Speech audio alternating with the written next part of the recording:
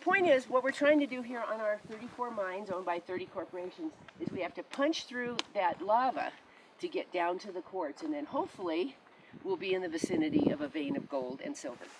And our mine here, the Standard, way up there, had more gold than silver. But like if your mine was down there around the corner, your company's mine, tough luck for you. You have mostly silver. 70 cents an ounce. The state didn't even bother to keep track of the amount of silver that came out of there. We think it was about 15.5 million ounces. We don't know. We do know about 1.5 million ounces of gold came from Bodie, but again, the state didn't keep really good records. You think something as important to the Golden State as keeping records of gold would sort of be important. Anyway, all right. So, okay, so here we are, back to supervising these guys. Okay, and what did they do all day for $4 a day?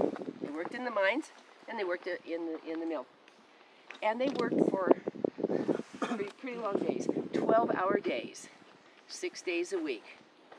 Did they interchange between the two, or were like you just a miner or just? You were a mucker. You're a mucker. You're doing the sledges. You're working in the amalgamating room. That's it. You know, it really wasn't. The muckers and the miners, they were the. They all got paid the same then. They mostly did, yeah, with a couple of exceptions like the blacksmith and the machinist. But we'll talk about that when we get in there. And the hoist operator got $8 a day because he had to pump out that mine and make sure that nobody was drowning in the mine, and he had to take care of the hoisting works that dropped the people's buckets down and took the ore up. So that was an extremely important job, so he got $8 a day. But unless you're experienced, you start out as a mucker. Yeah. All right, so anyway, so we have 124 people working in there 6 days a week, 24 hours a day. The mines are working. Well, our stamp mills, we have 9 of them. We're moving along the hill. And they're 1,000-pound mortars and pestles. Grinding, pounding, and pounding. 6 days a week, 24 hours a day. And when our 9 stamp mills were all grinding and pounding, you could hear the noise from our stamp mill, the thundering sound, 3 miles away. So where you guys started the dirt road, you'd start hearing Bodie. Well, how would you like to live there? But for $2,000 a year, you'd be happy at the time. Okay, so anyway, the moms used to complain on Sundays when the mills and the mines didn't work that the babies were fussy and they didn't sleep, you know. They're used to that background noise. Yeah, it's too quiet. They would run it all night during the week? Oh, well, absolutely. You know, I mean, we are in a hurry. You know, that's the interesting thing about the gold towns, and you know, sometimes they don't think about it, but the fact is, in and out as quickly as you can. I mean, yeah, you can say I have a finite amount of gold. It'll last me 2 years. Why not just, you know, but no, man, all those gold towns were just wham, get it all and just go on to the next place. And that's why we work 24 hours a day, 6 days a week. Of course, you're supposed to go to church on Sunday or something, but anyway, let's go up here. Like this kind of woven table. This is really neat. Look how it stacks. Wow. Isn't that really nice? Yes, as a matter of fact, we have about 50 miles of tunnels up there. We have, you know, all these are, as I said, deep vertical shafts. So, you know, you could back up in the winter and it's covered with snow and nobody's put a fence around it. See ya. Have people died here? Oh, about one a day at least. Really? We had mine accidents, we had explosions, we had... Yeah. Hey, $4 a day is worth the risk. And we had the people dying later from silicosis, TB, and everything like that. But yeah, and of course being shot and violent and stuff like that. Okay. So that's the stamp mill. This is not the original stamp mill that was on the hill in 1877. In 1877, they built one out of wood, just like the other 7, and one was made out of brick.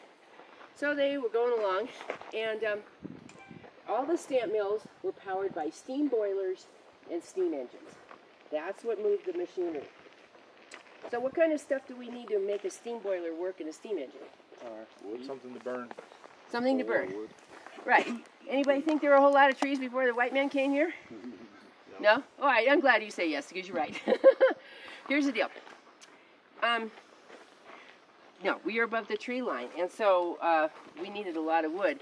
Specifically, we needed so much wood because each one of our 9 stamp mills burned 20 cords of firewood every day. 6 days a week, 52 weeks a year. That's a lot of firewood. Everybody knows the measurements of a cord, right? Okay, it's as much firewood as you stack into the back of a long bed pickup. 8 feet, 4 feet, 4 feet. 20 every day. And then, on top of it all, our hoisting works burns another 23 cords. So 43 cords every day. Can you imagine the stinky pollution here? Can you imagine the cost? Because here's the deal. The miners' union, to which you would all want to apply if you wanted to work in the mill or mine, was a very exclusive society. They reflected the prejudices, the mores of the time, and in order to become a member of the miners' union, you had to apply, but you could not be a woman, a boy under 16, and that was unusual for the time. A lot of them, they took them at 12. Boy under 16, Chinese, Mexican, or Indian. Oh well, everybody else, you're welcome to pay your $2 a month dues. Well, we had a big Chinatown here in Bodie, and it was over like the other side of the road there. And as you all know, in the time, the 1877s, there was huge prejudice against Chinese. They couldn't live with the white people, they couldn't work in the white people's store, Chinese men couldn't marry white women, the whole stuff. So they're over there with their little groceries and restaurants and, what do you call them, laundries, opium gambling and girls over there. And they saw, these guys don't have any firewood. So what the Chinese did early on is they assembled these huge teams of burros. And they took the burros over the hill and down to where the pinon pines start, and they cut the pinon pine firewood. And they would cut it in firewood lengths and put it on the burros and bring maybe 30, 40 burros at a time up here loaded with firewood. And they'd sell it to you guys, who are the mill managers, for anywhere between $8 and $30 a cord, times 43. So the stand mills burned about $22,000 of firewood every year. This was ridiculous. It sounds like a way to get rich, that's right. Well, it depends on your perspective. So here comes in one of the places where the standard mill really innovated. They decided this $22,000 a year, which is way too much. And so two of the standard shareholders, Seth and Dan Smith, got together with a couple of other guys, a guy named Yarrington and somebody else, and they raised $500,000. And what they did with that $500,000 is they had constructed a little narrow gauge railroad that went about 32 miles over to the other side of Mono Lake, the south side of Mono Lake. And they acquired a huge Jeffrey pine forest, maybe 1,200 acres. This just amazing outlier of Jeffrey pines in the middle of desert that looks like this. And they accessed that forest to make firewood and finished lumber. They had a huge sawmill there. They took the out-of-work Chinese into building their railroad down there. And so this little it's called a captive railroad, that's the term. It's a little narrow gauge railroad snaked up here the hill and brought firewood to the top of the hill. So they would sell the firewood to you at your mill. Maybe you had a mill down the hill, or you had a boarding house maybe, or you had a bar. Anybody could buy it, but mostly the firewood was for the mill. So they fixed their costs early on. They even sold that firewood in Aurora, which is 15 miles away, because as you know, wood is just, it's a high-priced commodity. So we innovated there. We took care of our firewood problem. So that was the first thing. We spent money to make money. So then we'll go on a little bit, and we'll talk about why this mill looks like it is. Basically, in 1898, we had already brought electricity to our mill. We'll talk about that later. For some reason or other in the winter, and I think it's probably because maybe where the hydroelectric power was created, there was some reason why the power plant was offline, but we don't know why. Anyway, they had started up their steam boilers again. They had taken them offline since 1893. And at 3 o'clock in the morning, kaboom! Probably pressure relief valve, something didn't work, and the whole mill exploded. And of course, it was wood, so it started on fire. And it started on fire, and then of course, the metal melted from the heat. You can see, we had a little bit of charring up here in our water tanks. And the mill was dead. Well, if you're a shareholder and you're not going to see your quarterly dividend, how happy are you? Not so happy. So they directed people to rebuild this mill as fast as possible. They had to get back and get going. So they rebuilt the mill in 4 months. November to February, in the dead of winter. 100-mile-an-hour winds, 60 degrees below zero, 16 feet of snow. But you know, it's just an example. We do everything we can to keep the profits flowing, right?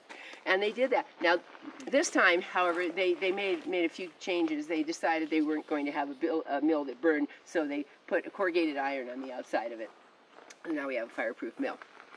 So we got that. So now water. Water's another issue, because obviously we can't make steam unless we have water. Well, long and short of it is, there's a world of water here at Bodie. It just doesn't look like it. And all the mines from there to around there would eventually hit our water table, which is very high. So the water table on the Standard was at about 400 feet down. They punched down 426 feet or so, and that's when water started trickling into the mine. No problem. They had plenty of money. They purchased coreless pumps. If anybody knows anything about pumps, that's the gold standard for pumps. And they would simply pump the water out of the mines and either keep it in here to use processing in the mill, or they use it for steam, or they just let it run